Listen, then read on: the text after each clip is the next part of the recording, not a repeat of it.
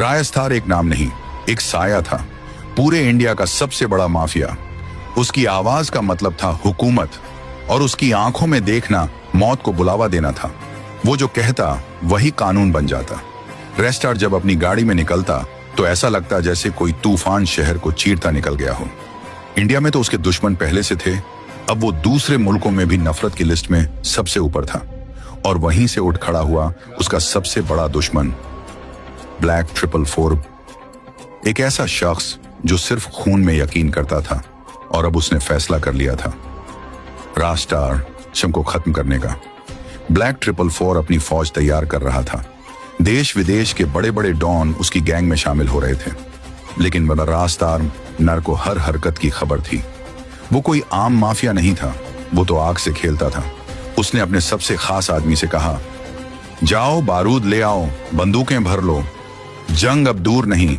इस बार जो लड़ेगा वो या तो जिंदा रहेगा या फिर लेजेंड बन के मरेगा। वो खास आदमी निकला, 3 भारी भरकम जिप गाड़ियों में हथियारों की बारिश लेकर लौटा। दूसरी तरफ ब्लैक 444 भी इंडिया की जमीन पर उतर चुका था। सड़कों पे सन्नाटा था, पर दिलों में आंधी। फिर आया वो दिन, वो एनब्रिज द 9, जहां फैसला होना था।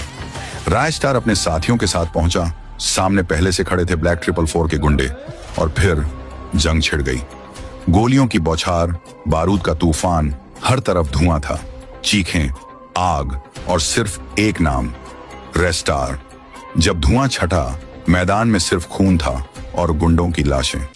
रेस्टार आगे बढ़ा, लेकिन तभी सामने खड़ा था ब्लैक 444 अपनी पूरी फौज के साथ। रेस्टार ने आंखें तरेरी, लेकिन तभी फिर से धुआं छा गया, और जब वो धुआं हटा तो रेस्टार की आंखों के सामने एक ऐसा मंजर था जिसने उसके सीने को छलनी कर दिया। Part 2 comment.